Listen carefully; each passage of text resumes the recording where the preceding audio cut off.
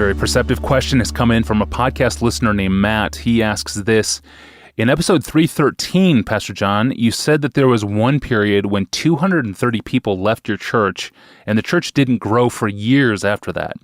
What happened there, and what did you learn from the experience?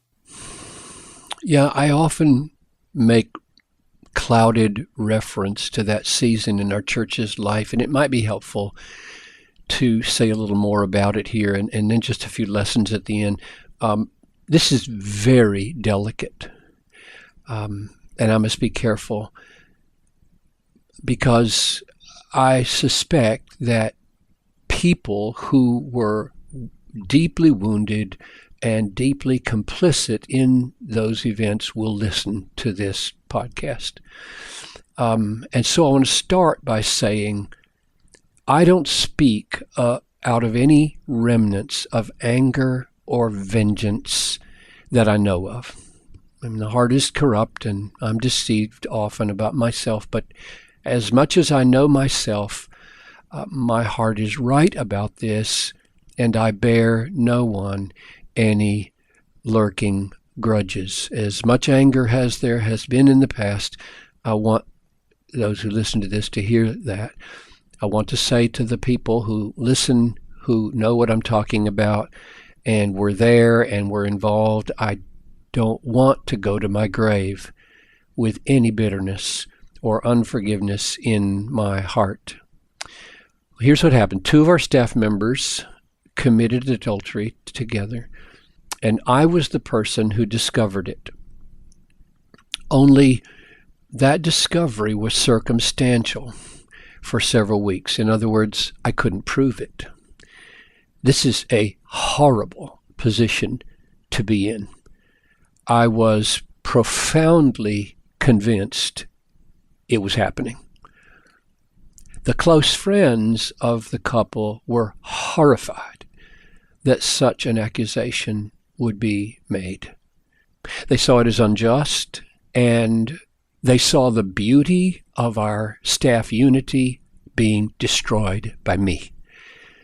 And even if it never would be proved or never could be validated, the staff unity would be destroyed. I mean, I had ruined it. And believe me, I can understand their perspective. We had enjoyed something so wonderful together, and here was John Piper making these accusations and undermining the very essence of what we had all loved for so long. Now, that went on for several weeks while tensions increased. Not publicly, the church as a whole didn't know at this moment, but dozens did behind the scenes. And then, in mercy to everyone, they confessed to an extended season of adultery. And you might think that this would reverse everyone's feelings toward me, but things never work that way. And for some, I was seen not as now being truthful, but as gloating in my vindication. Then the process of discipline set in. The elders had long and careful, prayerful meetings, and I believe we handled it in a right and biblical way. But whenever anything like this happens, there are people who are always unhappy with the process and the attitudes of those involved. And so it was disapproved in many ways. And from a distance of 20 years now, I am profoundly thankful for God's grace in getting us through, because the 2 who were involved did not destroy their marriages. Their spouses were unbelievably gracious. There was restoration. Neither couple divorced. They are with their original spouse, and to me that is not owing to me, it's owing to God in His great grace towards all of us, and I thank Him for it. But the hurt that was caused was simply profound, and it came from many different angles. Some felt the discipline wasn't handled lovingly enough. Some were simply crushed by a man that they had been helped by for so long. Some were angered that in the process we decided not to purchase an organ that we were going to purchase, and they felt that was an unnecessary fallout of this. They were felt my attitude wasn't what it should be, and on and on. The wounds were many, and that's the reason you had this 230 or so people who left the church. And as I look back, I don't want to claim sinlessness in my attitudes. I did my best.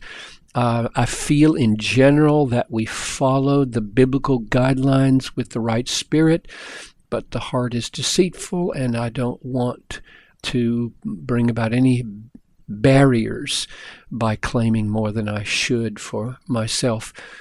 Lots of good reconciliation has happened. People should be encouraged. I mean, I have been with the people. Lots of counseling happened. Lots of redemptive work happened. And even more recently, I have had meetings even to reaffirm that the air is cleared and we're able to face each other on the last day without any sense that we didn't make this right while we were on the earth. So what did I come away with? Let me just mention one, tend your heart. I'm speaking to pastors, I suppose, now. Tend your heart and know the souls of your partners in ministry. Pursue anything that looks like a cooling or a distancing. Go after it.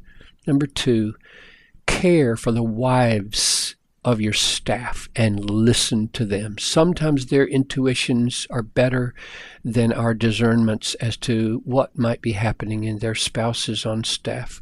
Number three, follow the Bible in discipline lovingly and know that the devil will distort everything. Number four, don't walk away in the season of winnowing. We didn't grow for 3 years. The fourth year became the year of turnaround. We didn't grow at all. One was a year of weeping while we just did damage control. One was and healing. One was two were, I would say, 2 years of who are we? Identification efforts. And then a fourth year where God in great mercy lifted the hand of discipline and we took off again. So if I had walked away during that time, I have no idea what might become of Bethlehem. It just would not have been a thing for a father to do or a husband to do or a shepherd to do. It's not what you do when your church is wounded to walk away from them. And so don't walk away. Thank you, Pastor John, for that. And thank you for not walking away from the church during that season. This episode was based on a question from podcast listener Matt after hearing episode number 313, Marriage Challenges and Christian Ministry. That was episode number 313. Be sure to check that out. Thank you, listeners, for your attentiveness and excellent email questions like this one from Matt. Please continue to send those questions to us via email at askpastorjohn@desiringgod.org.